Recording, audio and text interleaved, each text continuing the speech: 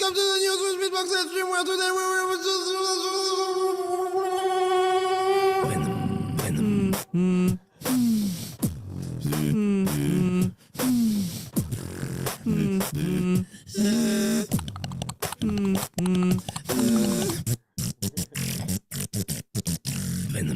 Hello everyone, welcome to this new Swissbeatbox livestream today. for talking a bit about the wildcard competition of GBB25 that just closed, that just ended. I am today with amazing guests, amazing judges that spent hours and hours watching all these wildcards and ranking them and making an amazing job. So chat, please make some noise for Footbox G, KBA, Trangbao, Collapse, Dan Lowe's, and mainly PACMax. I don't know. Hello everyone, how are you doing? I hope the chat is putting some fire in the chat. W intro. Okay, we are there. How are you guys? Thanks for coming, by the way. Didn't said it yet. Okay, everyone's here. Everyone's ready. We are supposed to have Christoph coming at some point in the stream, potentially. If not, it is fine. I forgive him because he's the most amazing referee GBB could ever dream of. And as well, Brez was supposed to be in this stream, but will sadly not be available for it. So big shout out to Brez. And thank you for the work you've done as a judge again for GBB. And chat, since we know you really like, and it's really important for you to see beatboxers, your favorite beatboxers, react to videos, we are going to start straight away with what you're here for, a reaction to Wing solo wildcards. I need to stop trolling, I'm sorry. We will watch Wing solo wildcards with all those judges and then ask some questions. Of course, chat, stay the whole time through the whole live stream. Keep your questions aside because we will ask you to ask them to the judges here in this live stream. And maybe if they want, they will answer to them, potentially. But that's not on me. Wing, Ing. Hello, this is Wing from South Korea, and this is my solo wildcard for GBB 2025 World League.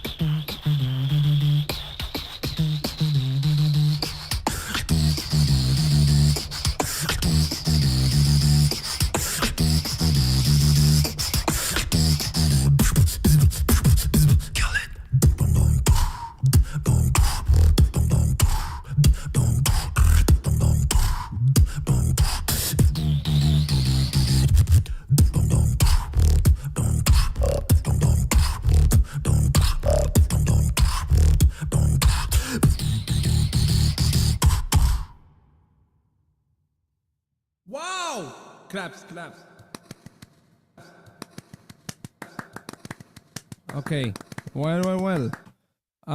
Why did we just watch Wings wildcards judges? It's because I saw a lot of people expecting Wing to get first place of the solo category. So we are not here to talk about why he's not first place of the solo category. We are actually here to talk about what does a first place wildcards need in any category.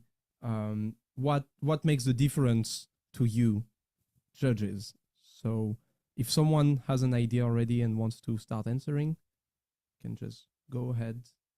It's not an easy question, I imagine. Yo, one check. Yes. Yes. You can hear me clear? Yes. Perfect. Yeah, for me, this wildcard was excellent.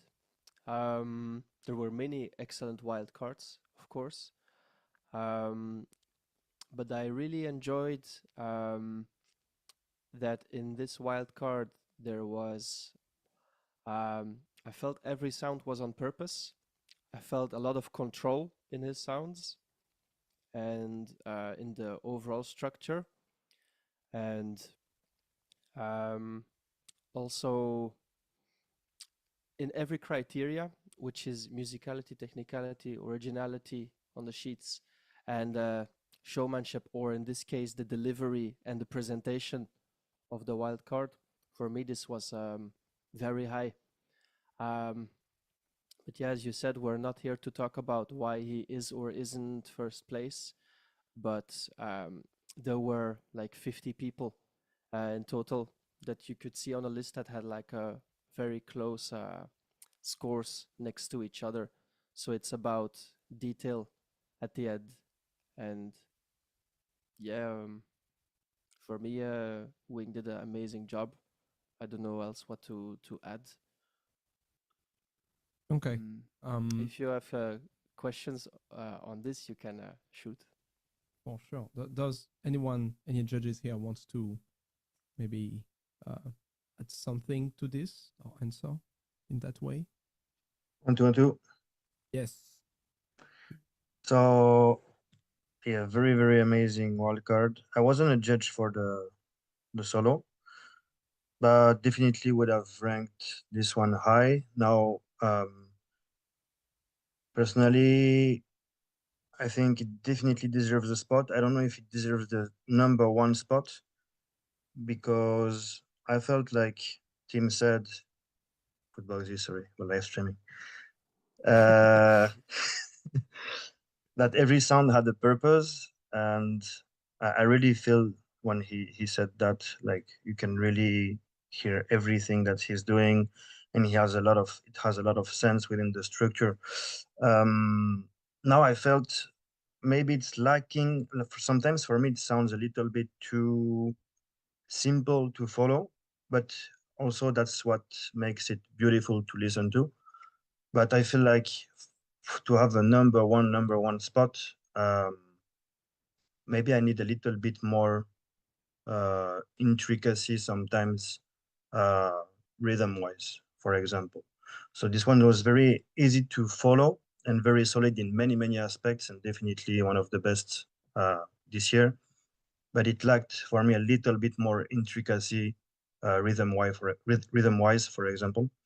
So yeah, that's one of the areas that for me is lacking a little bit for this specific one. So overall, what a number one wildcard spot should have is the same, like, you should have enough technicality, musicality. If you take all the scores, basically, of course, of the judging shit. I don't know if the people are aware about the judging system that SBX is using, but we have many different criteria and sub-criterias. And when I judge the tag team category, I try to, for each wildcards, to go through each criteria, then read the sub-criterias and think, okay, does it tick this specific case? And how much does it tick this specific case, for example? Like, for example, consistency. Well, this one ticks this case 100%, no problem. Same for the cleanliness. But now you have to break it down into all those different sub-criterias and see if it ticks maximum aspect of it to know if there is a number one, it deserves the number one spot or not. And of course, there's always a part of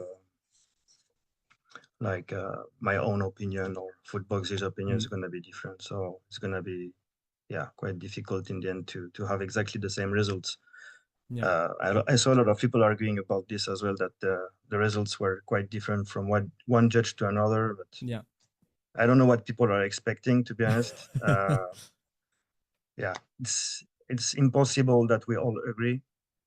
We all come from very different areas of the world, and very different opinions based on what we experience as beatboxers before and what we just enjoy in music wise as well. So yeah, Yeah, I'll just yeah, completely. Okay, thank you for that. I want to ask then, is it not then the beatboxer? Thank you. I want to ask, uh, is this like, for example, do all of you here have this shared opinion? Do you think it's about finding a balance between the complexity and how listenable it is? Because, for example, here, Collapse, you were talking about Wing lacking some complexity in some moments. Like, it is a bit too simple sometimes, but that is what makes it sound so good and so easy to enjoy, to hear. But it's still complex in the way that it's very hard to make it so consistent and clean, you know. So yeah, it's of course, complex in that way. of course. But Yeah, you that's were talking just more about, like, for example, rhythmical complexity in some moments, like adding maybe some fillers or something. Like, is this a consensus that a really good wildcard needs to find a balance between complexity and the enjoyability to listen, or not? Like, do some of you have a very different opinion from this? I think I can add to this. In my opinion, complexity is like also is one subcategory within the different categories, Yeah. right? So I think complexity should be used. It's not like absolute, but it should be used as like one of your device to create a more cohesive piece. I personally like really love Winged Wildcard because it's like you can see the total mastery of just like his skill. So Yeah. I can see why he doesn't get first place. There's something about like predictability throughout the piece. If you at some point it feels like the soundscape. You hear these sounds before, you hear these combos before. The structure you can kind of predict like what comes next. Obviously, different people have different bias, right? And you can find different thing impressive, but I do see there are moments that it can take you out of that for just like a split of second. Maybe that's why the complexity. I personally don't find it's necessary do complexity for complexity's sake. So you don't just get crazy the whole time, but it's all about like the range, like dynamic throughout the piece. Sure. I can imagine if like wing piece is very consistent, and then one moment just like way out there, take you out, and then throw you back down into the piece. You could feel like some emotion in there. But I personally think it's a tool, you know. Same with like crazy sounds, like crazy weird sound. Imagine at one point Wing with this composition, but just one, even just one, I think it could take the originality comes like the score could go higher. But again, I think originality also comes from quality as well. And that's, I think Wing does the best out of everyone, one of the best for sure. Okay, very interesting. Does anyone has anything to add to this?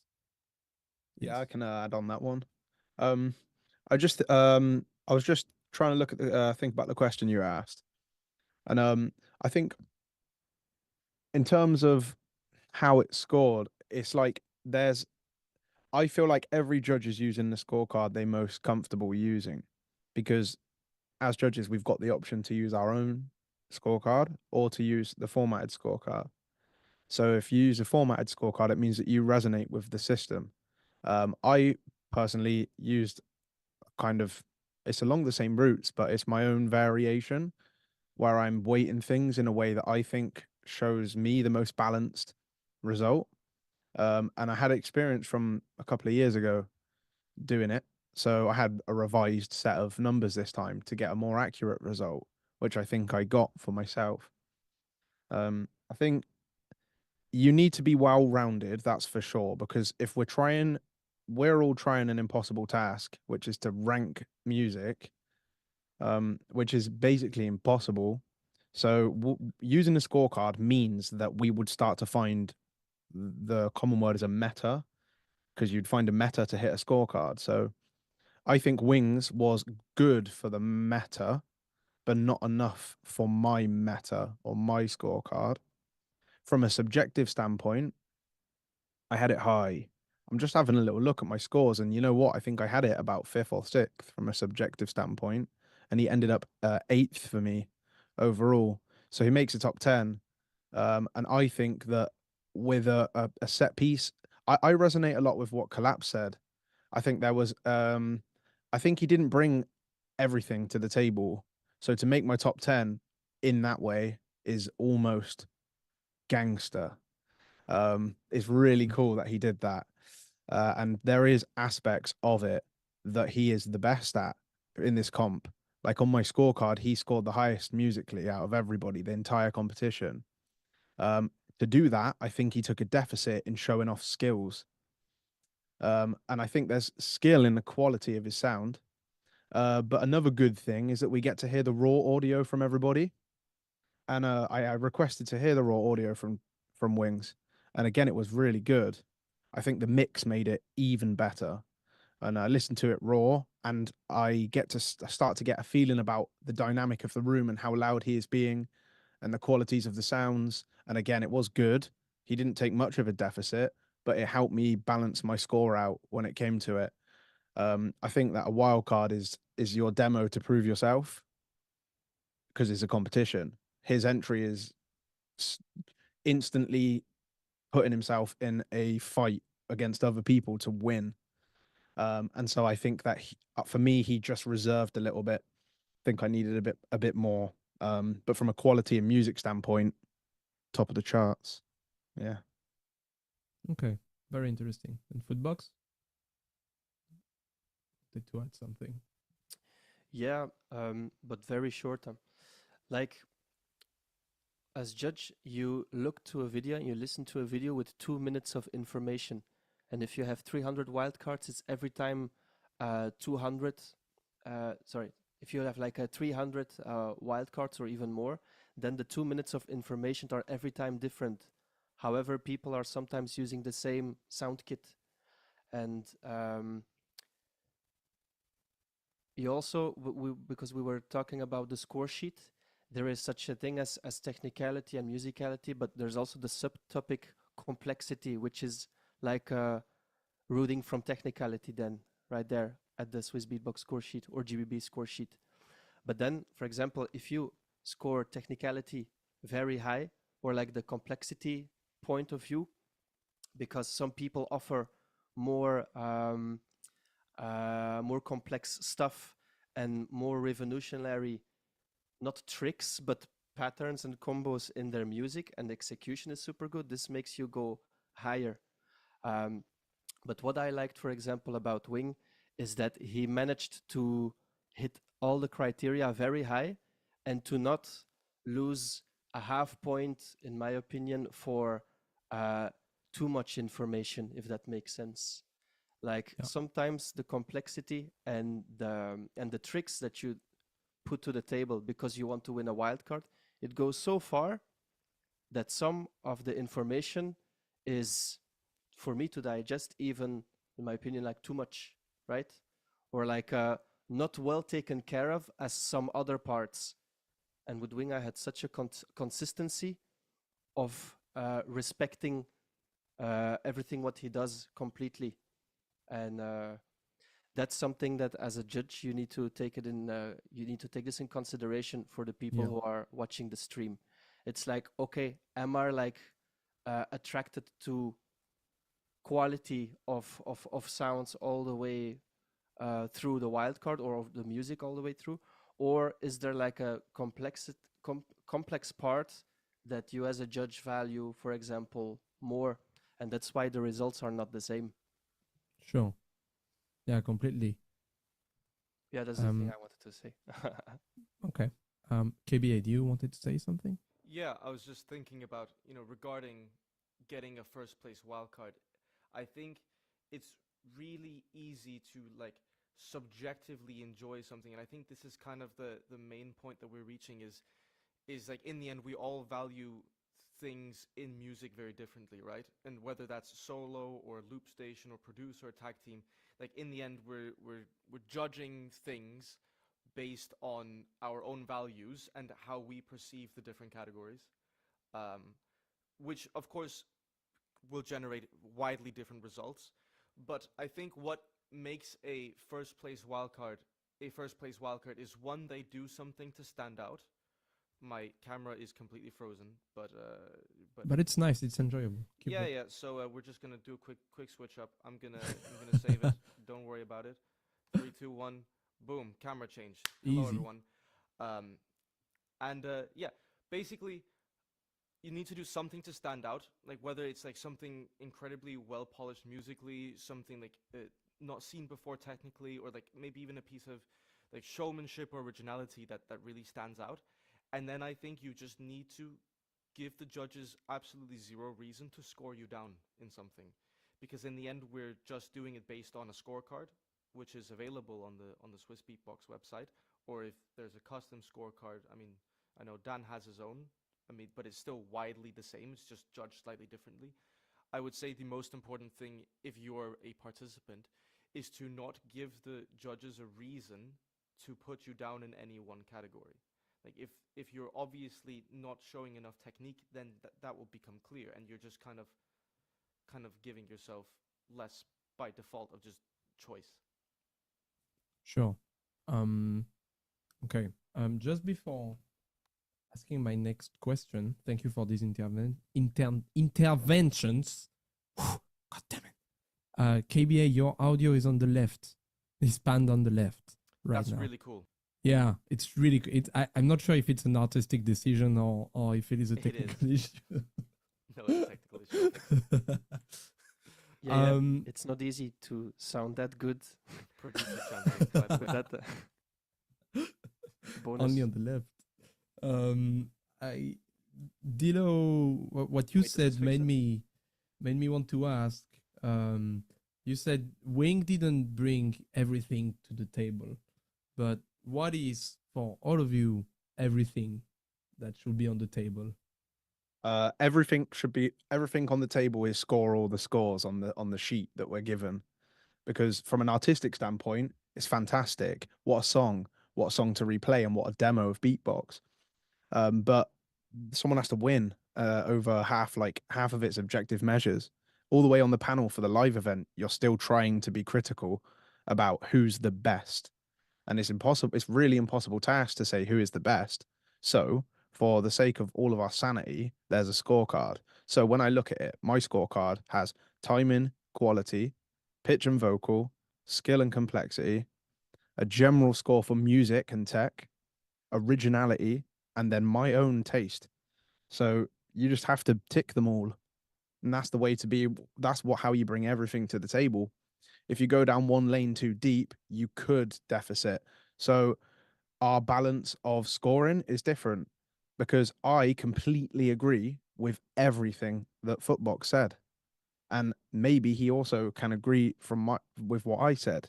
Our difference is the deficit that he faced. That was it. So our methods of judging we think the same way. It's just our method ended up with a slightly different result. And to take nothing away, between a top score and an 8th score, like, we basically agree. Like, especially when he said about 50, like, when there's a like less than 10 discrepancy between our wildcard result, we basically agree. I think it was in the top 10. I think it was worthy of passing and did. I just think there was a gap. And I don't think that a wild card is a place to have a gap. That's my philosophy right now, which is changing every year. I'm trying to evolve the way I think. But when I hear a song come out that's using Beatbox, that's the time to have as many gaps. Show off the best thing you can. But in the format of competition, that's the time where you must, I feel like the piece has to have no gaps, or what KBA said was to have no reason to score against. I really liked that. Yeah, I see. And just by the way, just to clarify to the chat, we are not like spending all this time to talk about Wings wildcard. We are using Wings wildcard to bring questions and subjects about the wildcard competition as a general thing. And so we talk a little bit about Wings wildcard as well. But this is not a wildcard reaction stream saying why did this person rank in that place, for what reason, why is PACMax not first place of the LOOPSTATION category? You know, like we're not talking about this here. Anyways, I submitted too late. Sorry, did someone else wanted to add to Dilo or to my previous question?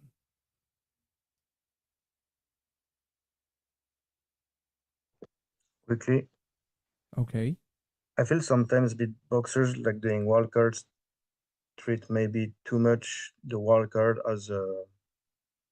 Of course, it's to pitch also your artistry, but for a competition format, I feel it's very, very different. You cannot treat both the same. And maybe that's the mistake a lot of people does sometimes, treat a competition as a way to pitch your artistry. But because of the competition criterias, it's maybe not the best format. So again, that could be a down to reach the top one wildcard. Okay. Just this. Interesting. And while I was wondering, since we have multiple categories, judges here, tag team, crew, solo, producer, is everything that has been said so far the same for every category? And here I'm actually thinking specifically, does it apply to producer? Because is it judged in a different way than another category, in your opinion, or for you at least, KBA? There's my audio. I think it's a good question. I think the one thing I'm hearing that I don't agree with is when something isn't necessarily complex enough. And I completely understand it for the solo category, because in the end, a solo is as much your own technical ability to. It's like an instrument, you know, and you have to show technical capability to become the best at it. I would say in production, it's much more about every choice you make being completely polished. So you can, for example, a really good example would be LFO's wildcard, which I placed number 2 and got in. Does not necessarily is quite similar to Wings wildcard in many aspects, where a lot of the sounds are quite repetitive. However, where every single sound choice is extremely well picked, and there's nothing that sounds out of place, and it's EQ to perfection, right? So is there as much happening as in some of the other wildcards? No, but everything that is happening is done with complete excellent polish clarity, I guess is the word I'm looking for. So that's the only point where I don't reflect that in the producer category. But in terms of submitting music for a competition and this whole point of it, you need to cater it to the score sheet, I think translates completely well over 1-to-1. It's just the actual definitions of the categories themselves that I think changes. Okay. Well, actually, I'm happy you mentioned LFO, because it was my favorite producer wildcard. Yeah, it's really good. Yeah, definitely. It was really, really good. But, well, there were great wildcards everywhere this year. I wanted to know, random question that just popped. Actually, the question is not fully formed yet, but it will take form in a second. What's you guys your explanation on the level of the wildcards every year being like, not the level, it's hard to say, it's quite hard to put words on it, but one year there's a feeling that the level is just lower than usual for a lot of categories, or for the solo one or LOOPSTATION one. And so I'm here referring to last year's to this year, where this year it felt like, wow, the level went way crazier, which is a weird feeling because anyways, every year the level gets crazier and increases. But do you guys have maybe your own interpretation or theories about this feeling the community can have of, oh, this year's wildcard contest was quite mid, oh, this year's wildcard contest was crazy, Codfish is back?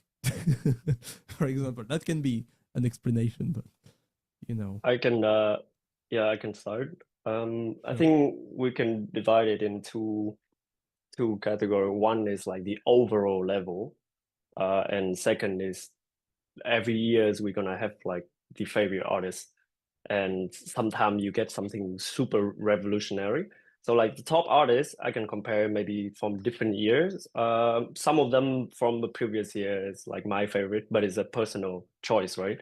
But this year, I think overall, the level I can see the difference is the top 50 even in the solo category. I can see clear personality. So there's years before that the gap between like the top 10, top 30, top 50 maybe is start expand on the top, you know. They get further and further. But here we have like a very strong top 50 list. I can like if you remind me a name, I can clearly see like colors and like kind of like the style from them. And also just like the artistic choice of like sound curations, also like productions for everyone just present as an artist overall definitely get higher and higher. And also complexity as well. You can see a lot of crazy technicality. Now it feels like it's more accessible in a way, and yeah, very strong, like overall very strong. So I mentioned this before, but like the top 30 for me is extremely close. I can feel that someone might get in top 5 or not, but like the top 30 is extremely close. So that's why like the at the end, just to sort them out with the subcategories is like a extremely careful process. Yeah. So yeah, I do agree on the overall. Yeah. The levels keep getting higher and higher. Okay. And Footbox, you wanted to say?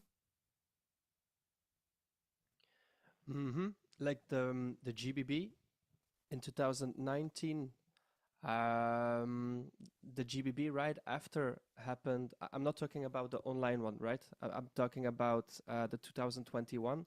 There were 2 years in between, and it's the same for GBB 2021 edition after, which is 2023. There's more time preparation. There is the GBB feeling that has been digested, and then it comes back as a surprise with a lot of crazy good material. And now it has been like 2-3 times in a row, like 2023, 2024, 2025 happening, with like 3 editions in a row yearly, or 2 editions, 3 coming in. And it doesn't mean that the wild cards are getting like less good or getting better, but you can just not expect that, in your own opinion, that every year is one year will for sure be better than the other, in your opinion, right? So if there's like a shock factor, like oh, why is this year like less good? Maybe it's like in your opinion, like a lack of surprise, or it's could be something else. But Beatbox keeps on evolving, because we keep on learning from other people. We have new insights, we understand more, and sometimes it will maybe just feel that it's getting like less good, but it's the illusion because we have been experiencing GBB the last 5 years every time differently. Yeah. One time it was in Europe with a different crowd, and one time it's in Tokyo with a different crowd and with less time in between. So it's not the same situation happening. So if there are people who think that GBB wildcards at some point are, for example, less strong, maybe at some point I do agree that at some moments, like it's getting less close, or like this year at top 30 is massively strong and stuff. But like the peak of beatboxing, I mean, this is again different for everybody, and it keeps on evolving, but it doesn't mean the situation is the same. Yeah, definitely. Okay. Thank you very much. Anything to add about this situation? Yeah, I have some things on that. I thought that was interesting things to talk about. Mhm. When it comes to comparing the level of each year, it's quite easy to do that if you watch it all. So for me and for all of us in the call, it's quite easy to have your strong opinion on the level because we're the ones that had to sit through it all multiple times as well. So Yeah. unfortunately, I didn't check out any of the competition in the wildcard format last time. But this one's definitely, with no comparison, the best wildcard level that I've seen in terms of from an overall standpoint. It's not even close, not even. But I will say, if I placed all of the wildcards done this year in an overall best wildcards, I don't think many of them make the best top level wildcard top 10 I've ever seen. So another way to word that is particularly, I think of one year when Stitch made one and River made one, and there was a couple more there that would sit first on this year for sure. For me, they would. So at this level, I don't think that I've seen the best, but at this level, it's like a complete no contest. I've never seen anything like it. Everyone in the top 60 on my scorecard would have probably been in the top 10 from every other year I've ever judged it, which is insane. And just to further this, the level thing, I think something important to think about is how inspired or how motivated the best beatboxers are. Like, so for example, to break into the top 100 beatboxers on the planet is extreme. That's how I describe it. If you do that, it's extreme. So and to be more transparent yourself, PACMax, and all the other judges in the call, minus Casper for solo, but in his respective competitive entries, we all did that. We broke into a respective top 100, and that's an extreme feat, especially in the last 10 years. If you can break into the top 100, that's what I consider a timeless quality, unless you have physical or mental restraints. There can be problems. You could literally injure yourself and never be able to beatbox again. So without those restraints, if you break into a top 100, you have timeless quality. And so in that time, it just becomes a motive or a commitment thing. How many of the current top 100 beatboxers actually enter the competition is the biggest benefactor to how high is the level. Because every year there is consistently a few new people that we never heard of that really break in. But the ones that sit in that top 100, it's how many of them enter. And I think maybe if I drafted my top 15 or 20, then it's not everyone's entering. And that's been the case for a while though. But then the rest, 20 to 100, they're all in. Everyone's there. Pretty much. There's only a few that aren't. So that's why the level is insane. And talking of benefactors, I just want to let the stream and let everyone in this call know two benefactors that I think go missed from a scorecard, or things that might be important. I can tell you if you didn't think that way. But aside from the scorecard, two benefactors that come into my head that make it different each year is how much tactics are the same beatboxers using. Because if 75 of them sing quite a bit in their wildcards, that's a different competition to if only 15 do that. So if 75 sing, the better singers are automatically scoring higher compared to other people than a different year when there's less saturation. So for example, this year, most people used the element of skill as the meta. And so then the most skillful people started ranking higher for me. And the fight back to that is, well, you can stand out in other ways. Well, then of course you can, but you also now stand out in the opposite way where you haven't got the skill the others had. So that's just one example. It's meta changes each time. And then the second thing is, wow, is, and this one's even more important, is wildcard scoring is time sensitive. So when Collapse or Trung or whoever it was locked in their results, that is sensitive to now, 2025. You could look back in the future and it would be really different. Because what you don't have is the context of time and how revolutionary something was in the moment. So, like, let me try to think of an example just to justify that a bit more. Oh yeah.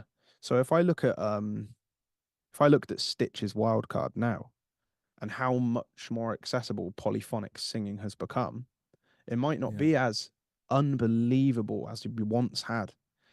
So it's easy to look back and compare it wrong, because in its time, it created a whole revolution.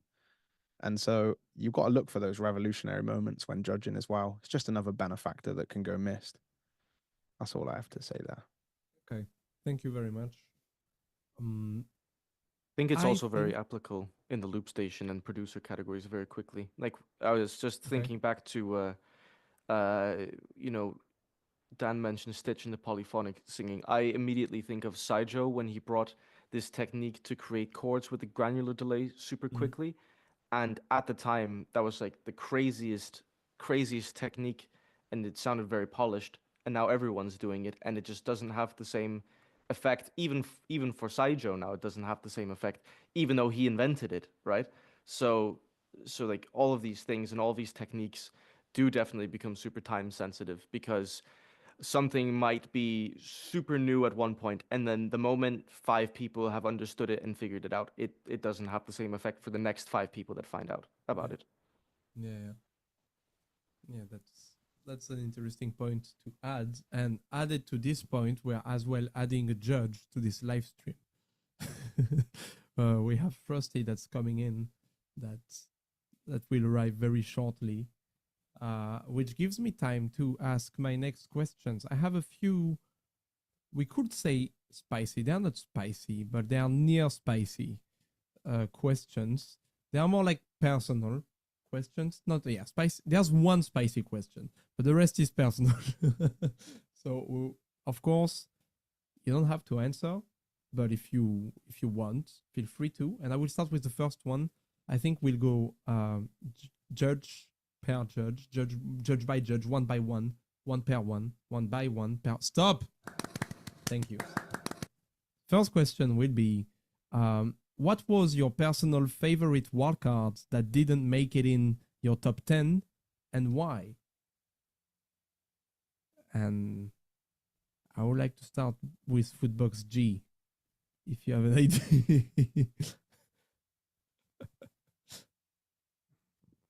I need to scroll in my list again because I don't know by heart. But I remember I felt sad for PACMax. Like, wow, it's not my favorite wild card, but it was a wild card where I felt empathy for, like, but Beatbox needs this, like this kind of thought.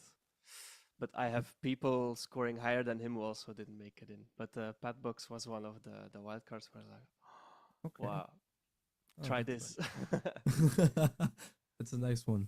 Yeah, and obviously PACMax is a very interesting new beatboxer coming up. I would warn everyone to watch out for him, because he's insane, really. I've one question for you, because you might know better, but like the beatbox that Jular is doing currently, is it influenced by PACMax or is it Jular who came up first? And I'm talking about the bi-funk and the Brazil funk. That's I mean, Julard is in the chat. He will correct me if I'm wrong, but it was Beatbox who So who strong. brought this and So strong. really influenced a lot of beatboxers Yeah. with it from So France to strong. all over the world. So it's really cool. It's really interesting. Nice.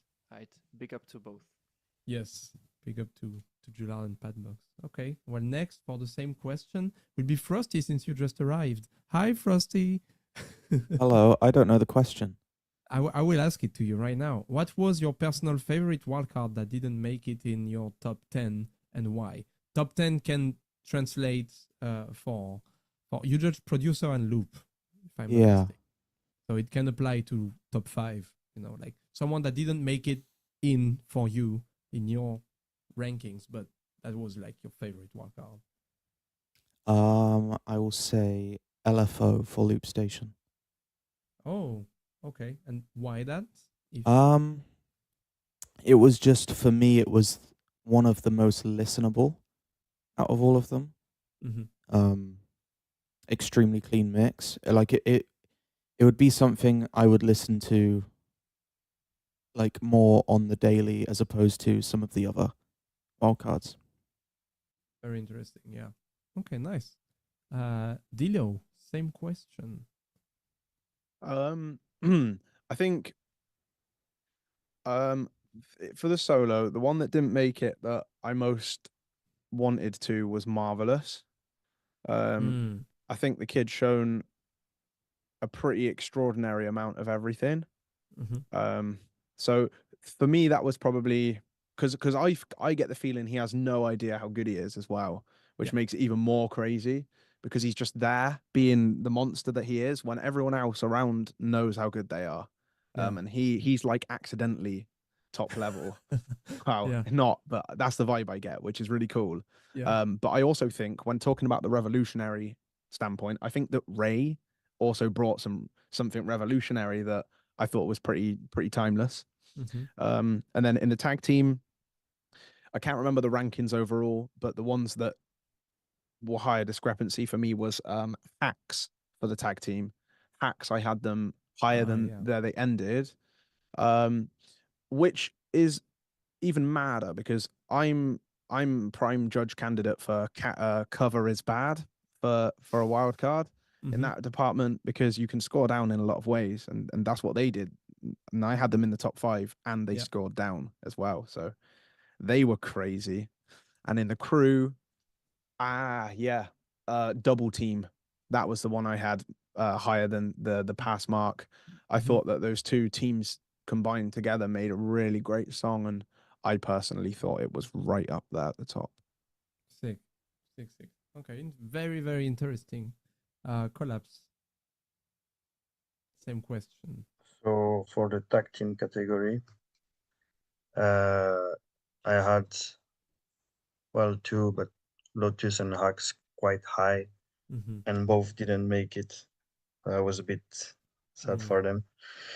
I thought they were very original, very full, rounded, Yeah. very enjoyable to listen to as well. Mm. So I was slightly surprised when I saw that these two were out of the top. It was a bit not surprising because, of course, when you add, it's funny how different the results are when you Yeah. make the addition of everyone. Yeah. It real. completely changes everything. And so, yeah, it's becomes surprising, but still very happy for the people who passed that these two were in No. my top.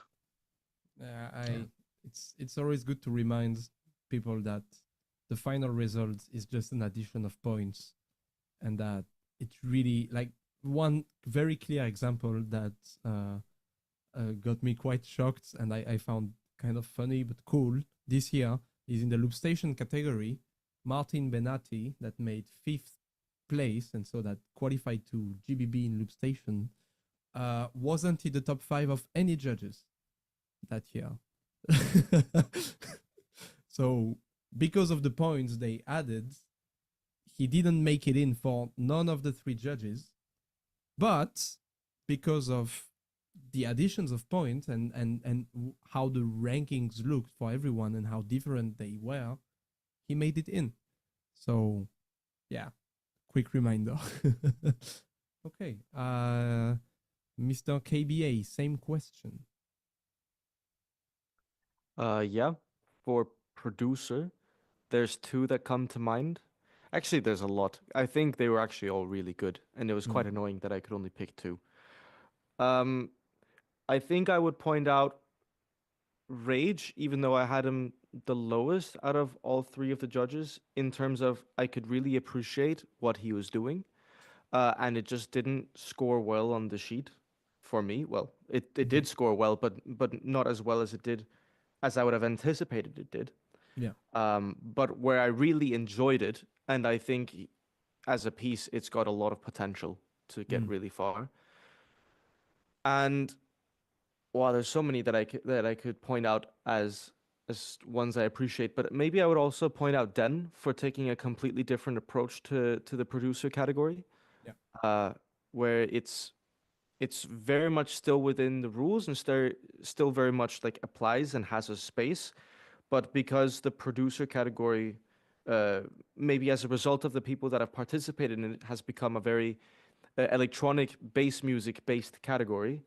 I think people tend to forget that there's also other routes you can go, and I think Den showed that very well. And I think I'm happy that he did this, even though he didn't make my top two. And I think on another more open format, I think he would definitely be in. Yeah. Okay. Very interesting as well. And I have a very similar feeling with producer results. I think I would have judged. I think I would have made your ranking. Like I don't know it actually. I don't remember it, but I would assume that I would have. Yeah. I would. It's like you copy my homework. Yeah, I would. Yeah. I would. I mean, I don't know producing anyway, so good. I have to. Me neither. And Trung, same question. Yeah, so personal favorite, like subjectively, a few people that didn't even make my top 10, but I really just really love their wildcard and feel that there's so I'm gonna drop three names. One's Marvelous, second Juano, Nice. and third is Rich. So Nice. they didn't make my top 10, but something about their energy and their performance just make me feel like I love beatbox. You know, it's just a love for the art form, and they pour their soul into the performance. So obviously, like I have to follow the scorecard and make it as objective as possible. But yeah, I really would love to see more of them, and obviously everyone see more everyone. Yeah, that's nice. There's something quickly about Rich. There's something about making wildcards from your closet in your room with raw audio. I don't know if the audio was raw, but like making it feel as raw and real as possible as a one-time thing you're doing, one take and posting it and it sounding so good. Yes, Dilo. Yeah, just second that as well. I needed the raw audio from Rich, and it was even better when I heard it raw. Yeah, it was even better, and he made my top 15. And the first time I heard it, I had it maybe like 30 something. So, wow. But I just kept realizing, and actually same with Trunk for Juano, who ended up, I've been transparent the whole time, but yeah, he was in my top 10, Juano. Nice. I think they were some great shouts. Also, just a little shout out to Ash. I loved this guy's wild card. Yeah. Ash. It was like that was one of my favorite ones. Nice. Okay. Really nice. Thank you for these answers. I hope the chat is really happy to know all these very useful information in everyone's personal lives. The next one is the spicy one I was teasing before. There won't be more spicy than this. It is a very tricky question. I'm trying to trick you into this and you know make noise around beatbox because I really want drama to happen.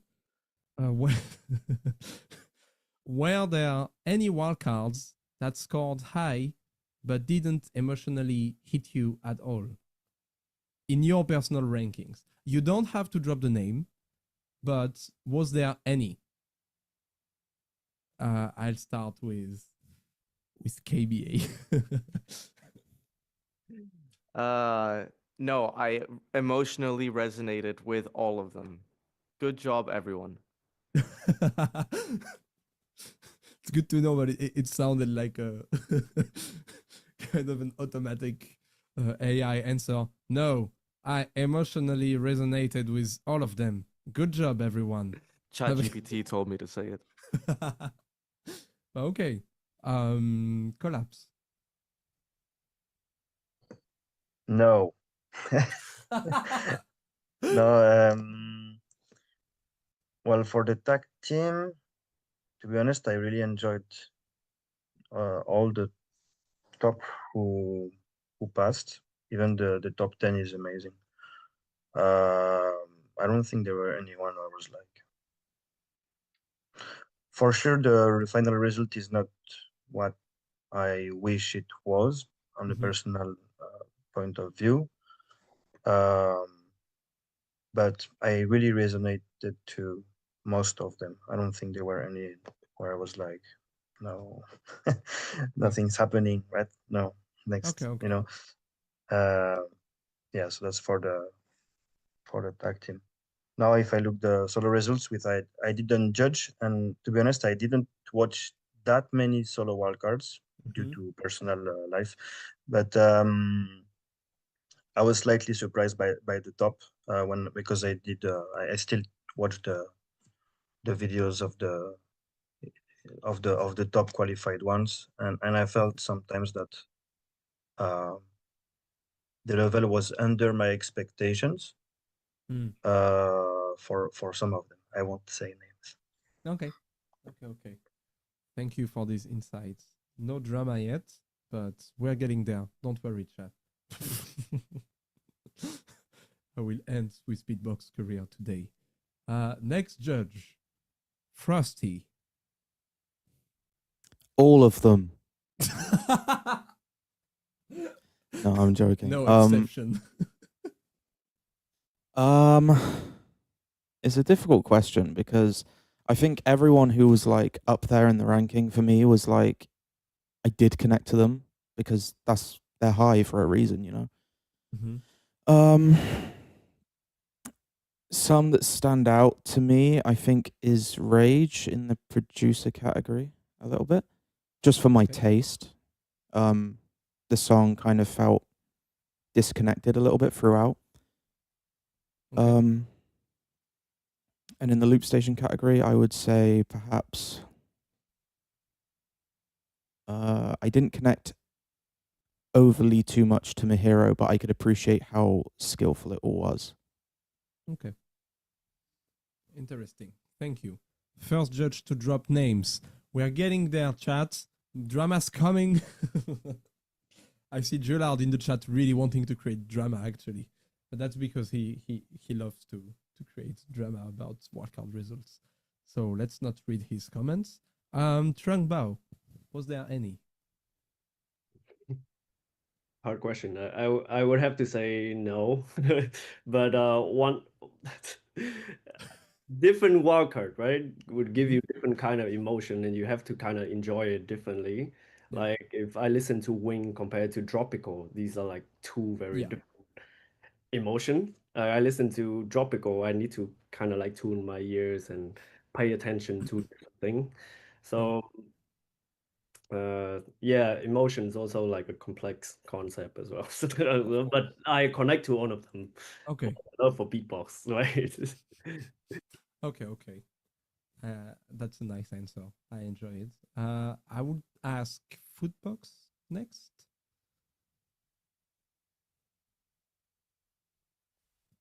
Are you expecting names?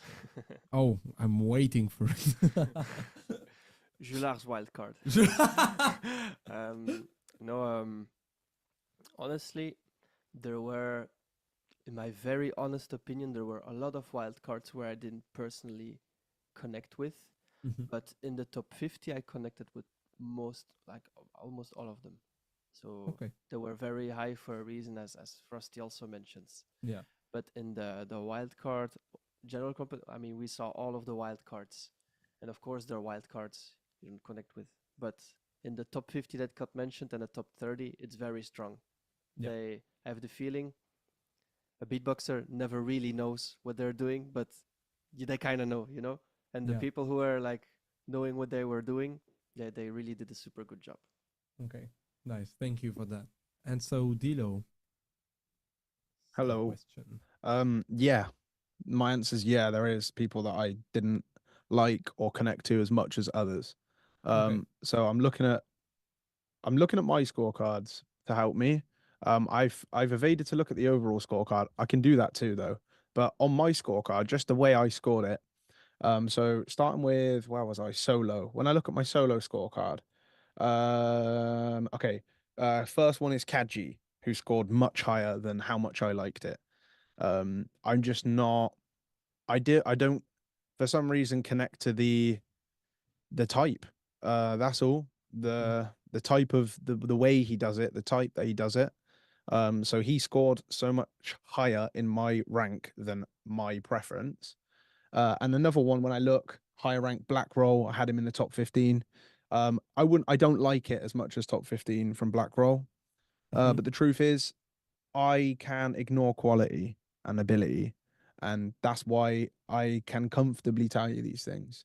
Yeah, Black Roll. When I look at him next to PACMax and Rich, I definitely preferred them ones than the Black Roll's wildcard, but I can see amazing abilities to score.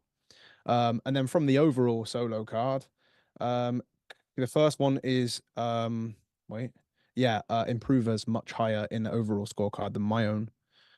So I must not have liked it as much. Well, then that I think is along the same lines as Wing, where I think there were some elements missing, but from a quality standpoint, Improver is at the top. And if I compared Improver from a subjective standpoint to other sets I've heard from Improver, that wasn't my favorite Improver set. It was probably somewhere around the middle when I think of all the rounds and stuff I've heard from him. But like Stray Cat, for example, is one that comes to my head. There's angles Improver would have approached that score it higher for me. In the tag team, Hiss and Wing scored higher than I liked it. That would be one. I can't deny the quality.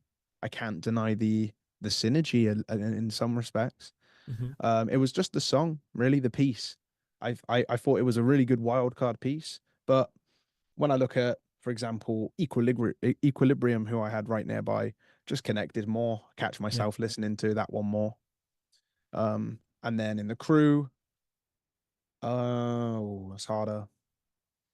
Maybe the Port City, maybe.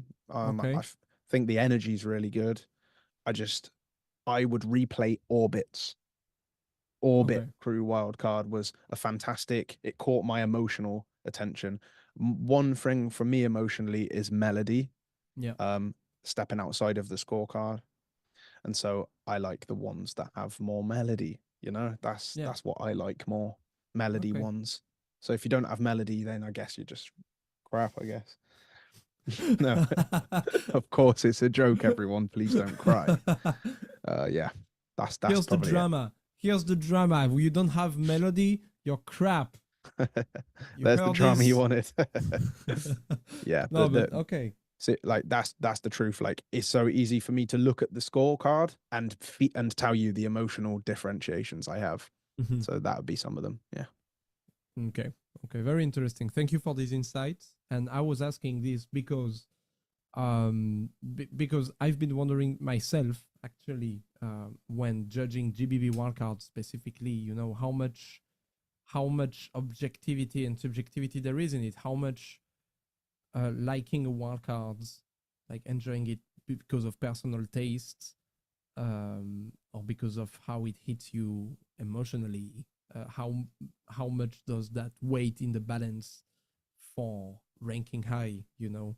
And I can see, for example, with you, Dilo, of course, I guess it depends on every judges. But I can see with you, Dilo, that if the quality is really, really good, the complexity is crazy, but it just doesn't hit you at all. It still ranks high because there's this objectivity balance. Like, what's the balance kind of between those two? I don't know if it's a question, but maybe if someone has anything to I can say. just make my simple response. The answer to that is as much as I weight the category of subjectivity. It's just how much do I like it? The subjective parts in there. I think it's a hot topic. Should subjectivity be in there? I think with more judges, a higher subjectivity score is more fair. With less judges, it's probably more important to take the objective duty. I think it's really important because you book the judge for a reason. Yeah. And it just to conclude, it was I did get to catch other categories I didn't judge. So to answer the question earlier, what was fantastic, one of my favorite wildcards in the entire thing, not just the one category. So even though I think he came first, I probably would have had him first +1. And in the loop station, then also Unhinged would have made my list. So Unhinged for that one too. Okay, nice. Thanks for that. And yeah, is it the same for all of you judges? This balance of, or like adding subjectivity in your judgment, is it not something controlled also? I think it's hard to say and to define. 1, 2, 2. Yes.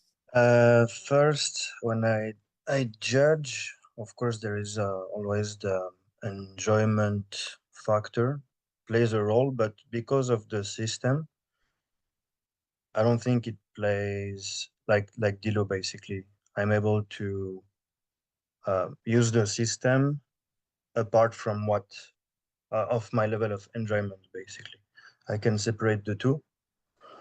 Also, because, for example, there is the bonus category for the wildcard system of the with the Swissbeatbox spreadsheets, and the way I used the bonus point was as my personal enjoyment.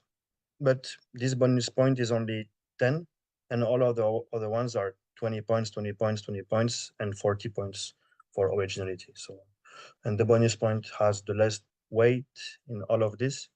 Of course, it's important to first have the objectivity of, okay, I'm gonna be fair and square with all the categories, regardless of if I enjoyed the piece or not. Yeah. And then I can add my input with this little bonus category. If I really, really enjoyed personally, I can add at the end. But first I focus on the objective aspect and then subjective aspect, if that makes sense. Okay, yeah. Thank you for that. Okay, KBA, you wanted to talk as well? Yeah.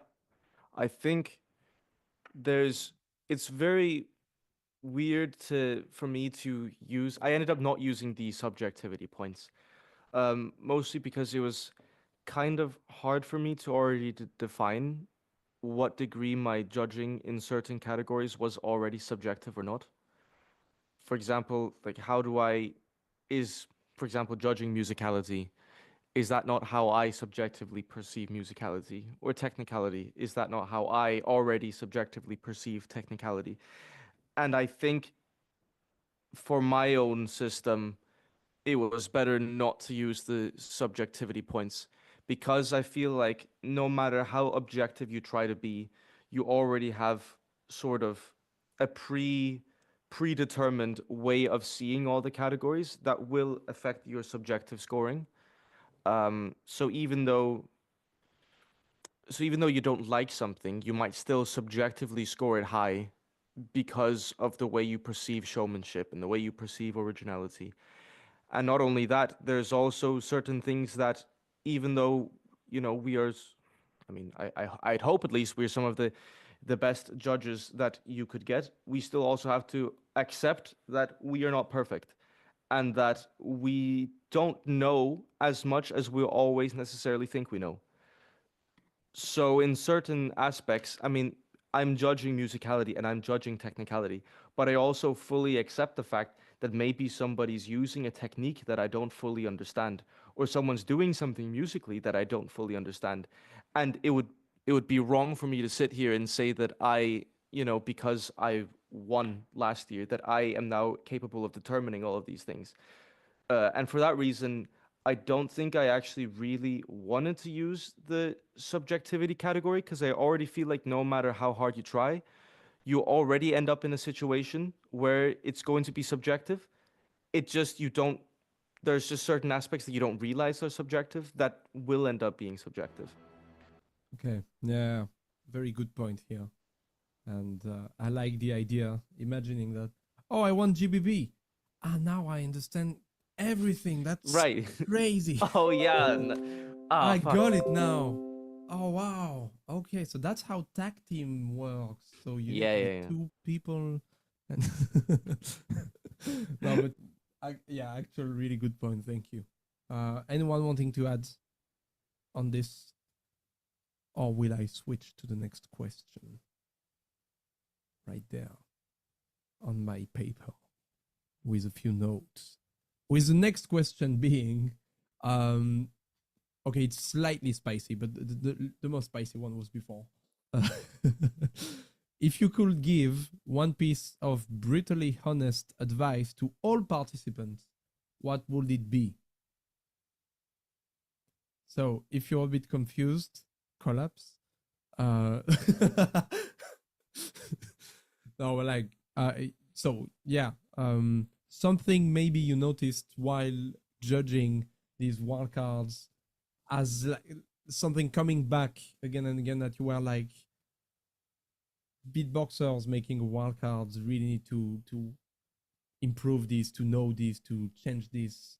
One kind of brutally honest advice as a global thing. Well, I can say this. Yes. Maybe I don't know if it's applied to every single person because it's quite different. But it's actually connected to your previous question about like emotional connection with the piece, right? So I was thinking about it a little bit more, and how I emotionally connect to a piece is actually also depend on different part as well. And personally, I see intentionality in like the choice of placement and choice of sound. And sometimes I can see people trying to score. And when that happened, it kind of take me out of the piece a little bit. Like maybe you just put a Yeah. section to do this combo, but it doesn't make sense. Um, this doesn't apply to everyone because I know is very different. Mhm. Yeah. Okay, thank you. That's a good one. I I enjoy it. I tried myself, so I know how it is. Who else has an idea? I see Footbox looks confident. I don't know. Right. Right. I would say don't, especially in the wild card, don't try to beatbox better than you are, because this is reducing quality, and this is kind of creating what Trung was saying. It's like at some point you just try to hit certain criteria, and you try to prove something, but yeah. Does it make sense if I just say it like that? Like, don't Yeah. try to beatbox better than, of course, work on your beatbox whenever you can, whenever you want, to level up your skills and to be able to have like a bigger universe of what you can show to people and do for yourself. Mm, But as soon as you drop a wild card, don't do things you don't understand yet. yeah. That's it. Yeah. Really, really, really good advice. Like, just don't. If you cannot do it, just do what you do. You know, kind of. And it's a very important one, and that also goes with trying to do stuff to have points, kind of, because you're like, oh, I don't know how to do this, but I should know how to do this to have points. How do I do speed snare super fast, like crazy fast? You know? I do think like strategy to formulate like a wildcard structure is important. I think maybe trying is not the problem. Yeah. Like the approach of trying. I think after all, I think the simple term for that is just authenticity. Like you truly want it and truly want to express that, I think you should. But if you do it because other people tell you that you need to do this exact three sounds here, Yeah. then yeah, I think the top judges can feel that. A lot of people, I think, audience also can feel that when you're not Yeah. being. Yeah, I think too. Collapse, do you have one? No, I pretty much agree with what has been said, but I don't know. Sometimes I know that this doesn't happen at the very top level, but something that's really irritating sometimes is people who shooting with a mic, but they use the audio of the camera instead. Yes. I mean, it's not doesn't have to do. It's not any related with the content of the beatbox, of course, but it's just basic things sometimes that really irritating to watch. Yeah. I understand. I actually got confused with Kaji's wildcard because at first, the first time I watched it, I thought, oh, it has SM7B, but it really sounds like it's camera microphone. And still today, I'm confused about it. Yeah, I don't know too. I was wondering. Maybe he's using a mix of both to make it as natural as possible. I'm not Maybe sure. Trung and Dilo and Footbox, since you might have heard the raw audio, can you confirm or not confirm if Kaji used SM7B audio in his mixed final version? Or was it camera audio? I didn't request for the audio, but it does sounds like the mix of two. Yeah. I think yeah, I do think the acoustic of the room kind of help Yeah. sound. I do see that it's like a choice, an intention. As well. But it was confusing. I was like, wait, where's the cable of the SM7B? I think it's there, but anyways. Okay. Frosty. Brutally honest advice. I would say, because us as judges, we have to sit there and like watch through over 100 wildcards. I mean, depends on the category you're judging, but there's so many to judge. And I think if you can like try to, I'd say like be honest and like take a risk in your wildcard or just stand out from the others, that I think that's the best advice I can give, because when you're watching like 200, it's just if some are sounding the same, it's like, why should I go back and really focus and deep dive on this track when it's like the same with a lot of others? And you have like, when you're recording a wildcard, you can do as many takes as you want. So yeah, just don't be afraid to take risks and stand out. Nice one. Really nice one. Dilo. I had a hard time trying to find an answer.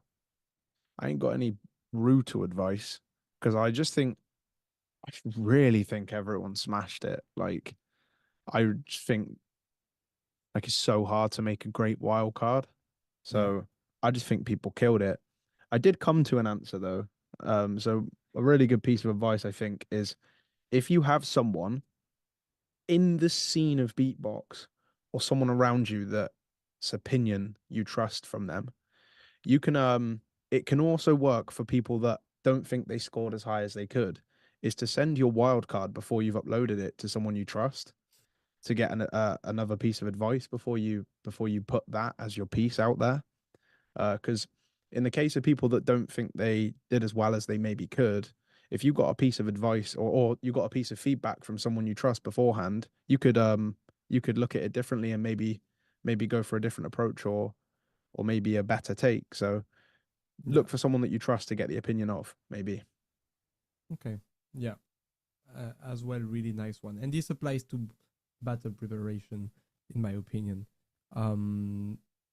Have we got one from Foodbox already? Or am I completely lost in my brain? Have you given a... The brutal honesty? Yes. Don't try to beatbox better than you can. Thank you. My brain is fried. KBA. Yeah, I get, again, this doesn't necessarily apply to solo. Maybe it does. People can let me know. But try to actually research the genre you're doing.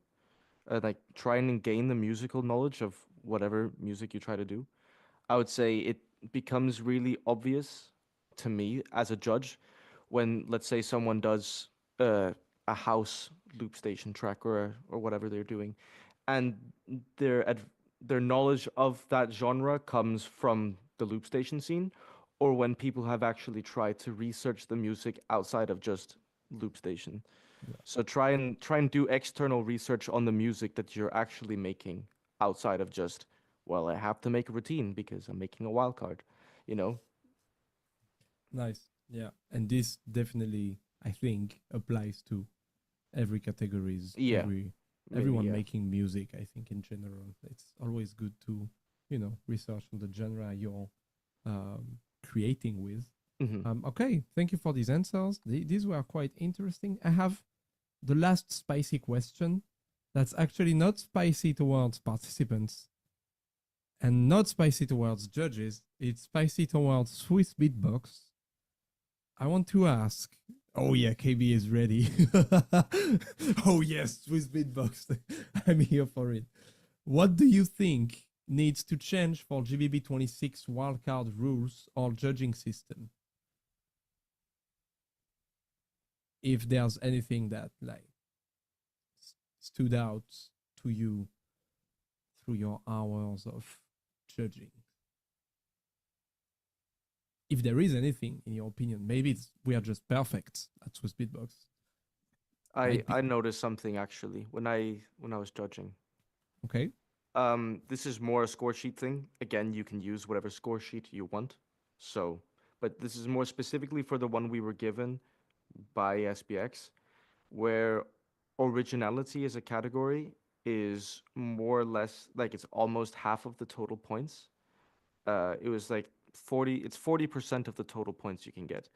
And and of course originality is super important, but it kind of it kind of completely becomes the only relevant thing sometimes when someone could be like clearly a better beatboxer or a better producer, but just like in theory you could be completely horrible at beatboxing or producing, but because nobody's ever done it before, you get 40 points on originality and you get like a really high score, which I don't know how I feel about that. So I think as much as I think originality is important, I think it's slightly too highly weighted on the score sheet we were given. Okay, interesting. Anyone else? I found one or two, to be honest, Yes. just little things. I think when I look at the solo category and I look at the results of our 3 different scorecards, it was quite amazing how similar we thought for the top 6. I didn't expect it at all, I'll be honest. Like, my full honesty is I thought, let me actually be really honest. I thought I might have had Ice higher than everyone else and Den higher than everyone else and probably Steady. And when I see all of us have all of them in the top 10, it's like, all right, then. So we do think the same way. There is a certain pattern that was thought of from the analytical perspective. But if there is any variations, more judges could calculate a better mean average. So one feedback, if there was any discrepancy that the people or the company didn't like, you could have more judges, maybe 5 for the category. Could make it a little bit more well-rounded if that was what you were looking for. For me, I think it was probably good this time to have 3, but 5 could make it more. And also just from a perspective of being the judger and doing all these categories, a pre-narrow down please. Okay. I think I get your point with this. Just to quantify it better, if it doesn't Yeah. score 5 or 6 out of 10, or like set a threshold bar that can eliminate a sizable percentage, because they don't have information in the video that it's going to score close to the threshold of even like the top 80, for example. So a pre-cut down would save a lot of time and efforts for me as a judge anyway. So that'd be my advice. Okay. So 5 judges and a pre-cut down. Interesting. Okay. Yeah, fair enough. Anyone else? Yeah. Rusty. Yeah, I think I agree with KBA a little bit, where originality is, I mean, it's very important. It is scored extremely high as 40%. Me myself, I'm working on at the moment like my own criteria, and once that's done, I'll probably forward how I'm doing it to Swissbeatbox to see if there's anything they can implement there. Another thing, like a rule that for me, I think should be changed is if you are doing some sort of cover or something that's very, very highly inspired by specific songs, I think it should be stated to Swissbeatbox or in the description of the video. Like that should be a rule for me. Yep. Okay. Definitely. Completely agree with that one. Just to Yes. follow that, I think that goes as well for the live event, just non-wildcard aside. And also there's a pyramid of how much of a benefactor that means. Like in solo, we're an instrument, which is different to the other categories. So the way I see it is if you do cover material in a solo set, it's less information that is a deficit because it's with an entirely new instrument. But when you start to bring other members in, like a tag team, or then even much a crew, there's even more information from a cover that is closer to the way the song you might be inspired by was done. And even more than that is LOOPSTATION. And then even more than that is producer, where you can almost limitlessly mimic a song. So with less restriction, a cover is more of a more of a score down for me, because now you have arrangement, method, lyricism, melody. These are 4 instant criterias that are now not as original as other people in comparison in the competition. So especially in those loop categories or the crew one, I think it could be important for me as a judge to know that it's actually everything for me, because if I connect to your song and then realize it's not your song, I'm sat there thinking, wow, this is crazy. Like I need to know. One crew could be making a song, and that means that they have lyricism they made, a melody, an arrangement that's brand new, or there could be a famous Taylor Swift song I never heard of that they are emulating. And so you can still get into competitions with covers. You've got to be extraordinary though. But that I need to know that as a judge. Honestly, I need to know that, especially in those latter categories. Okay. Fair enough. Trungbao Collapse or Footbox, do you have anything you think should change for next year's wildcard contest?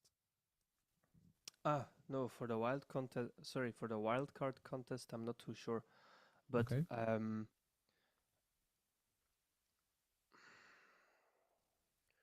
Sometimes there are events where we have like a lot of young, strong beatboxers, including me, let's say. But it would be good to also have like from a different generation, like older. I don't know if old school is the right term, but like a reliable older beatboxer for connection with the fundamentals back then, and who still understands where we're currently at, right? It's not always the case that we have it. We need to pick this carefully, based on how we feel on his or her experience. But sometimes I think we always have like, not always, but sometimes we have maybe too much younger beatboxers who are very strong and very smart. But it's good to have variation in this too, I'd say. Okay. Yeah. I agree. We do this we do this already, but not as often as I think. Yeah, yeah, In my head, it could work. That makes sense. sure. Yeah, completely. And you actually made me think. It's not quite the same subject, but still it's related, kinda.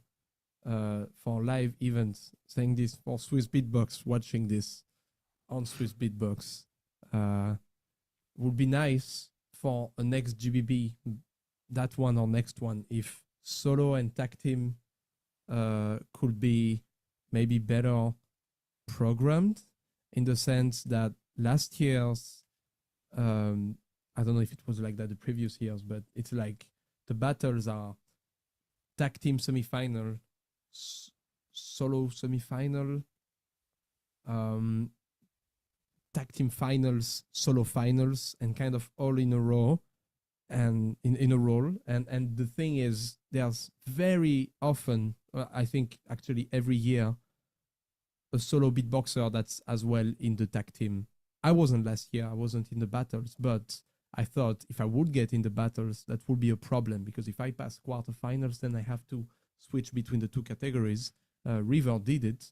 Collapse had to do it as well, actually. I don't know how it was in 2021. You had to do it too, yeah, right. Everyone had to do it.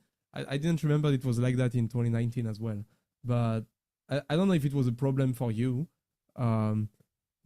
But I feel like just for stamina and concentration and focus would be nice to, that's not wildcard contest, but would be nice to, rethink that.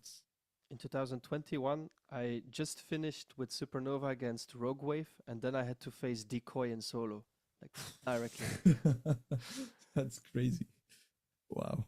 I don't know how your guys' experience was like this year, but this is a good thing to mention, yes. Okay. Yeah, I just had that in mind, and I thought I should leave it out somewhere at some point. Just to add on that, I think I had to battle Thomas in the final of GBB, and then I walk off the stage. Now Uni Team. Oh wow! So I was like, I mean, it's hard to avoid on the schedule. It makes sense, but yeah, there's definitely ways to do it. What a great advice! Yeah, great yeah. advice.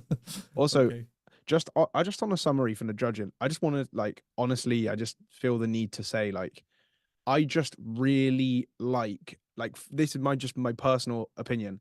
When I seen Collapse's scorecard in tag team and Footbox G and Trung Bao, and like I just really like your guys' philosophy. Like I see your list and then I view it from a philosophy, and then I see it and it's like, yeah, totally, like fully. Like, for example, I was talking personally to Trung, and he had people 40 places different to me. But when I look at it from the vision that I know he now has, totally makes sense. So I just look at your scorecards and I just really like them. Like, and all transparency, I wouldn't say that about all the judges. I wouldn't say that about every judge. Just the ones that matter in here now that are there. From what I've seen, I just think you guys have really great scorecards. I just love the philosophy and I can see it. It's really strong. I think your scorecards, just from my opinion, just a mate's opinion, is really good scorecards, honestly. Like, I think they're really sick. That's all. It's nice.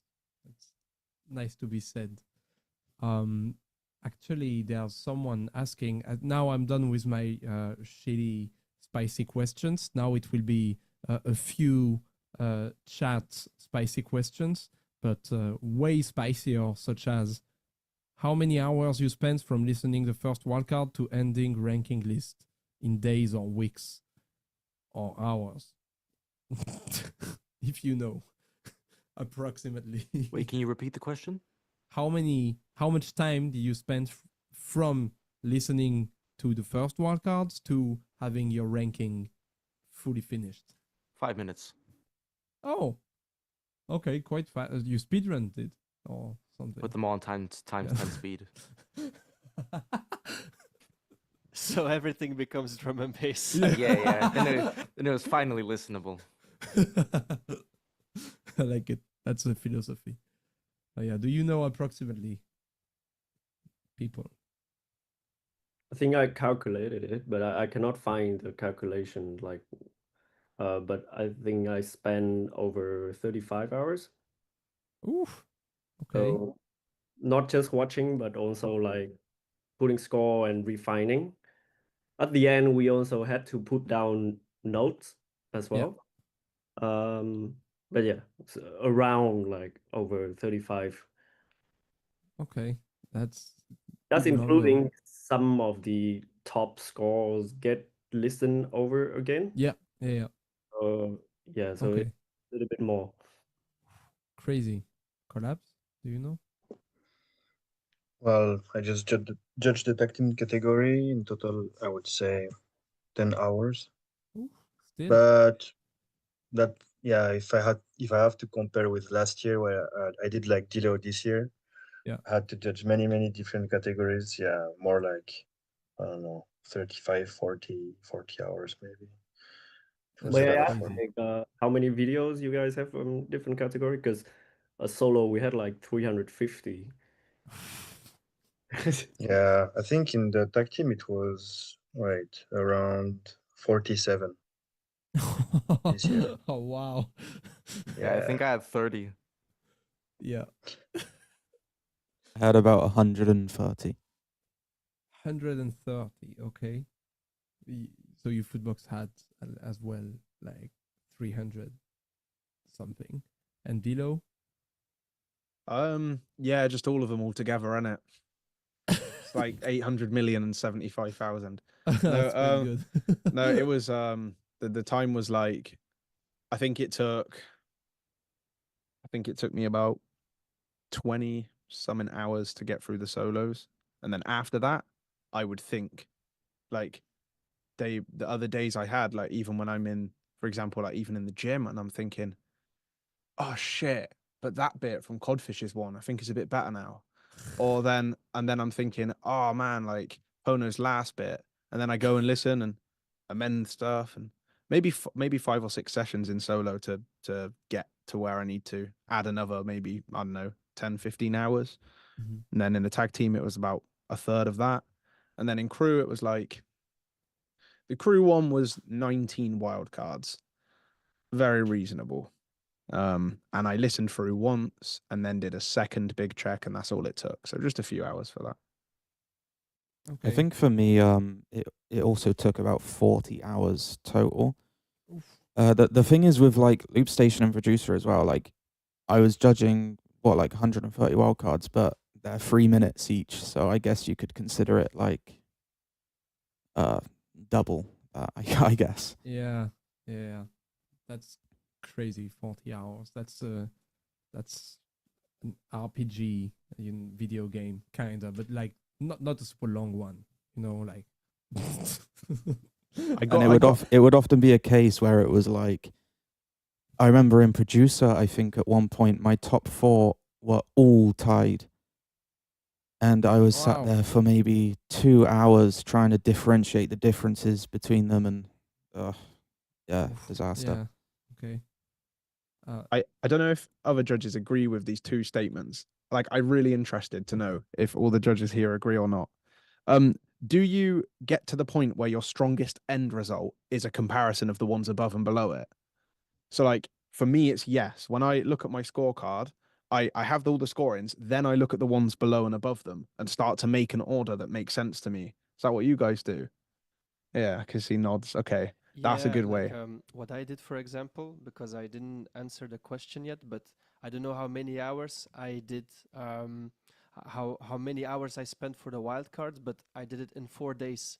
Like day one is like a 110 wildcard something, you know. Same for day 2 and 3. And then when all the wildcards are like judged for the first time, I do actually have divisions of the people who are like very close for making it in, and people who are, you know, like, okay, most likely not in, but still very high ranked. And then I judge these first 2 and 3, maybe 3 divisions, because there were like 50 very good wildcards. Like I judged them carefully again, like all of them. So yeah, it comes with divisions, yes, for me. Okay. That's really Me, nice. actually, yeah, similar to what Dilo say. But the way that they get really close, I can see them in different category. So I have different tab for like technicality, and I can see like a bunch of 20, and then a bunch of 19 and 18. But there's only so many, right? So my bonus score for those, just to make the separation a tiny bit, I actually put bonus of like 0.5 or something, like really small decimal, but just to put like different group, like I can Yeah. clearly see like they better. But then my total scorecard is the separated one. That is like a combination of all the other tabs. So I have like a separate view for that. Okay. But yeah, so yeah, scored. This very time consuming, like this kind of like sorting and then like put in groups. I think there were a time that it took a few hours not watching videos, but have to look at the scorecard. So it's not only, I think it's not only counted for Yeah. watch the video, Yeah. 2-minute videos. And then spend 10 minutes in front of the sheets and being like, okay, how do I rank it? It gets really, really techie. Like just Yeah. on what Trung said, like that was so funny that he said that, because it's the same for me. Like when everyone's got their score out of 100, and the ones that are the same, I start putting at 0.1, point decimals, 0.1, 2, 3, and 4 to separate them in order. And then at one point, I think I want to say it was around 82 out of 100 score. So it was people around 30, 25 for me. I had more than 10 people with the same score out of 100. So my 0.9, 0.8, 0.7 failed me, and I had to do 0.05s now to then divide those people, because truly the solo category this year truly was something I've never seen in terms of overall skill, man. So that was tough. Yeah. It's crazy. Actually, fun fact about the crew results. There was a tie in the final results between 3 teams, between, if I remember well, the Port City, Sound of Sony, and Double Team. And like, it was not just a tie and we had to check who was higher on the rankings. We checked who was higher on the rankings, and it was a perfect tie. Like, there was no way, just from checking the who's higher on the judges sheets. It didn't define the order. They had the same amounts of this crew is higher than this crew, and that was quite crazy. But a solution was found, and the final result is what it is right now. So yeah, quite interesting. And I think we've had some good questions. I have maybe one last one, except if I see one in the chat that's like really, really spicy and will destroy the beatbox community full of drama. Will any of you people attend GBB as a participant again at some point, potentially? Yeah, that was an unexpected question, right? Oh. I see Foodbox is sweating and getting itchy. GBBs for little children. It's a joke. It's a joke. Oh. Of course I will. It's a joke, guys. It's a joke. Maybe. Okay. I'll take a maybe. I mean, Dilo, we already talked about it in another stream on here on Swissbeatbox. But maybe your opinion changed. It's probably shifted a bit, I think. I Oh. would say, like, if I can't tell you yes or no, but if I was forced to say I think there's probably a higher chance that I will compete in in GBB again than I wouldn't. That's where I'm at the moment. Okay. Nice. I like where it's shifting. So, Trung Bao. It's definitely not a no, and is cannot be a definite yes. It's obviously a maybe, and obviously every year will be different because it's always the relativity between the event and our life, right? So like everything have to be in place, and then course.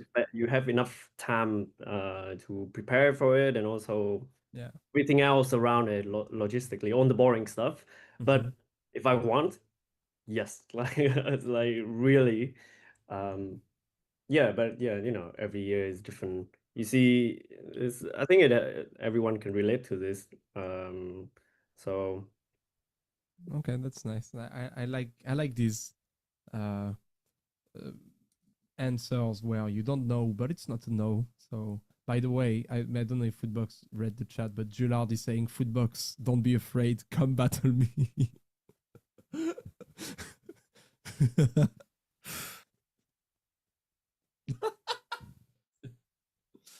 See, when you were talking about little children's. Next. Collapse, what do you think, you who've done GBB quite a few times now and won it quite a few times? If Footbox, Strongbow, and Dilo does it again, no. No. Let's see. I don't know. It would, but I feel like I love when because now the generations are changing, you know, and I feel like I would enjoy more battling people from my generation. It's just a bit more interesting for me, and it would be very fun to battle each other some years later, definitely. Now, as Strongbow said, I think you need the right timing for that to happen, because we all have some years where we are more busy than others, or you know, life happens. So we just everything needs to align. When I did the GBs, I was really focused on battling, and there was a time where I could allow myself to do this. But now that, of course, we're a bit more adult, becomes a slightly more difficult, I feel like, to focus on such big competitions, because for them I took basically 1 year without any professional activity almost. I was only focusing on JV, only JV, only JV. So it's just very time demanding, and that's one of the reasons that for now I'm like, okay, not no, not yes, but yeah, give me time. I need to think. Sure, very understandable. Okay, and KDA, who just won it?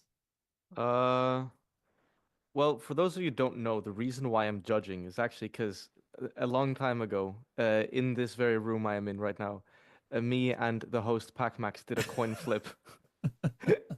And basically this coin flip determined whether I would ever compete again, or whether I was going to compete or judge, and it landed on judge. So here I am. So if PACMax decides to pull up again and flip another coin and it lands on compete, then, I mean, yeah, maybe. But if not, then no. Okay, I'm happy to have this power. Yeah. And Frosty, what about you? For me, I think it would, in terms of Loop Station, it would depend on the rules in the future. But I mean, if the rules would suit what I want to do, then yeah, I would definitely compete again for sure. Okay, cool. And one just last to, thing. yes, I feel like also a bit deciding factor is the format of battles right now. It's always the same, and I feel like for me to come back to this kind of competition, I would love to try new formats. I've been talking about this to some people before, but like UFC style, for example, you fight against one guy at a time. I would love to see this kind of format in the beatbox battles. So only focusing on one person for, I don't know, 6 months, and then the battle happens. You have more rounds against each other, but everything is prepared for that specific person, and you would have a system of the first battles, and the more you come to the end of the event, the more the intensity and the level gets high. yeah. So the very last battle is the main event. And I think it's just another way of seeing battles in general that can be very, very interesting and change the perspective and the game that we're all playing right now. Sure. That would be interesting, yeah. That things get shaken up a little bit. And so last question, and I will stop with all the spiciness of this live stream. By the way, thank you for being here, guys, again, and for answering all these questions, taking this time added to your judging time. So now you can count this as your judging hours as well. It's basically the same question, but more specific. Like, if there would be, I'm not saying there will be, but if there would be, because that's an idea I love to dream about, a GBB All-Star Edition, kind of. I would be in whatever format, but in basically inviting some GBB legends, such as all of you right there, to compete again. Would this be something that you would be interested in? Maybe one wildcard spot for one newcomer, and then full GBB All-Stars, previous champions or finalists or wildcard winners, 2 times first place. You know, like, how do you feel actually even just about the concept itself? Yes, Footbox. Yeah, we talked many times about this already, right? That would be super dope. Mm. But I think it's still the same answer. I'm really vibing with the answer of collapse. It's like life happens, and you're at some point at the time in your life, and there's GBB, which requires a lot of discipline, a lot of work, a lot of attention to this one tournament of one weekend, and at some point you have like some life decisions you need to make, and you cannot give the amount of respect and attention to the GBB that you kind of want to do. So, and if you speak about all-stars, the level is even higher. Like well, maybe not even, but I would say like there is no doubt that when you have like all-stars competition, that the level will be low. No, it's gonna be high then. And so it really speaks to me, but I think the answer for me would stay the same as what Collapse was saying earlier. Like, yes, let's go, but mentally and in my situation of life, I need to be a bit more comfortable than me, for example, where I am currently at. Yeah. Okay. Nice. Anyone else about it? I do think. Or same answer. You want to add? I do think if we get together, there should be more things happen than just battling. There could be a lot of things that we can create together or discuss. Also battling and then put on shows. I think there's so many wonderful things could happen when top artists get together. I do miss the time that there's just like spaces and time that we can spend more together. Now I feel like everyone also focus on their own life and feel a bit more separated. And only this event that we get a chance to come together, I think is wonderful. But if there's even longer time that we can build something together, I think could be very beneficial. Okay, nice. Thank you for this input. I like the All-Stars idea. I think that's cool. I thought it's always like a legacy you think of, not in just literally not just in beatbox, but in everything. So to be involved in the argument for the All-Star thing definitely sparks something in me about that, because are you the best of the best? That's what's a really interesting concept. I think I'm not like, I want to say I would be more interested in that, because I would if I was battling the All-Stars one, in my opinion, I'd be battling the best people. I think the All-Star competition is people that I want to try and beat more than the new ones. But at the same time, I'm not sure how much more interesting that is for me, because I would like to beat new people. I was going to say battle, but I miss smacking people up. So I would want to, I'd want to take on people I haven't, to make the hit list crazier.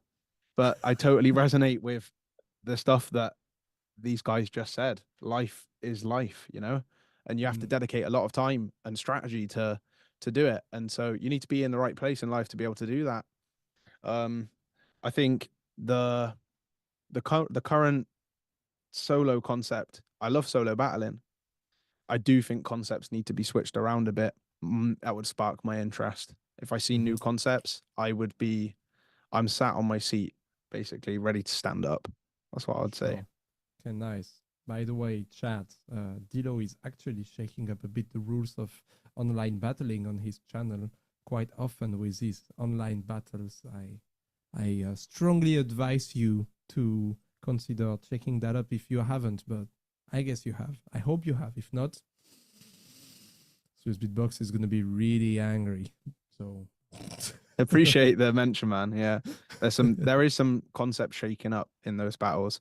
It's really interesting. Like the last two comps, we've reached the top 8 or something, and then me and the co-host pick our team out of the remaining participants and then line up the battles to face each other. That's really cool. That's crazy. That's really crazy. Well, judges, about this all-star battle, do you have anything to add? Or are you good with that? And what has been said? KBA, Frosty, Collapse. I think it's a good idea. I'm not sure if I would compete in it, but I would definitely be interested to watch it. I just want to go back to the previous question about competing again, because I completely forgot I'm not just a LoopStation artist. Yeah. So, I mean, with Dilo in the core, I don't know if he'd agree, but never say never to that either. My stance is like the same for all the categories, including loop. Like for me, it's like there's no category that particularly fuels me more than the other. Like for me, I could do multiple ones. It's the commitment that means more. And for the people like Footbox and Collapse, I reckon I speak for them, maybe same thing. Like if it's one, it's all, they're all this. The concept of entering is the stronger emotion than whatever category it is. It's like the commitment to enter is the big part. So yeah, for me, I speak on behalf of all categories when I say that I'm like, it's not a yes or a no. Nice. Cool. Okay. And KBA Collapse, nothing to add as well. I mean, I don't think me being there is very relevant, right? Because the producer categories existed for 2 years and I already beat the guy that won the year before. So do it again. Yeah. You know what? I want to enter producer, maybe. That could be spicy. All right. If Dan enters, I'll enter. That's my ultimatum. Okay. Oh, it's funny. Oh, that's nice. I think we want to see this. And Collapse, yes? Yeah, about the all-star, definitely interesting. Let's see if it really happens. I think because right now I can just imagine how I would feel if that would happen. But if there is really an information saying that there is an all-star battle, do you want to compete? You know, I think I would have a different approach, because right now I'm like, yeah, it's a really good idea, but life, no. But if there is really the info coming, I don't know. I would reconsider. I would take time. Of course, not full yes, not full no, but yeah, definitely need to. I don't know. It's just different when you know it's happening. You know. Yeah, of course. I'm literally just spitting it out of my brain because I've been thinking of this for a year or two, and I've been like, I would love Swissbeatbox to just make it, but I'm not making this. I'm just editing videos and speaking to you guys on live stream. So I think that concept is exciting, but my first, like, after Collapse said, how would he feel? I thought the same thing. And I think that concept is really exciting. But honestly, I pictured it being real, and my first emotion was, oh, for fuck's sake. That was my first feeling. It's like, oh, like, because it's like, like, you know, what an awkward position. Like, for sake, you know, the Yeah. commitment levels, you know. Okay, well, I think this answered it quite good. I think it, anyways. I think it's a question the people were wondering about as well. So I'm happy you guys played the game. Thank you so much for coming. Yes, sorry, you want to say something, Dilo?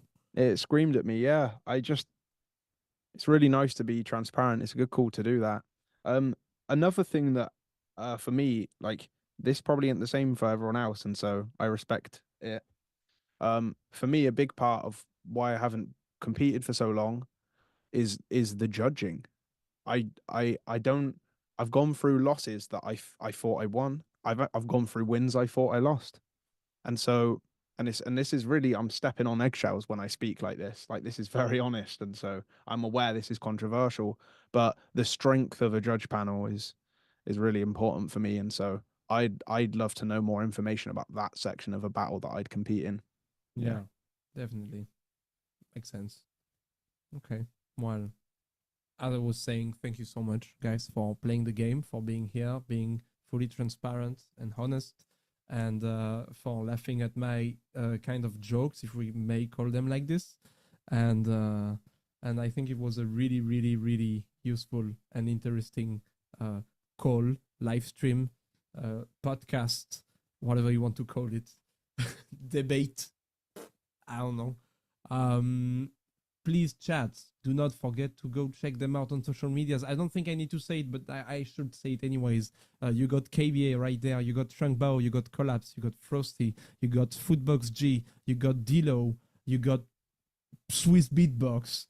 You got Pac-Man, beatboxer. Go check everyone out on social medias, on Spotify, on Instagram, on YouTube, maybe on TikTok for some of them. Is there anyone on TikTok like doing TikToks? Yes, there's Footbox, of course. And Dilo doing TikToks as well. Oh, and okay. Well, I didn't know. I'm not following TikTok much, so please go follow everyone out. Of course, it is super important. They are some of the best beatboxers in the world, and they made an insane job judging those crazy wildcards for like 40 hours or so. So congrats again, guys. Thanks for this. Thanks for tuning in. And do not forget, my new track is releasing tomorrow. Venom.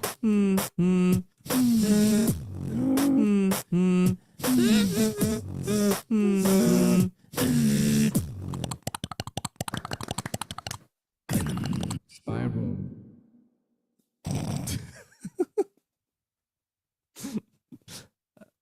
I don't know if we're still live, but if we're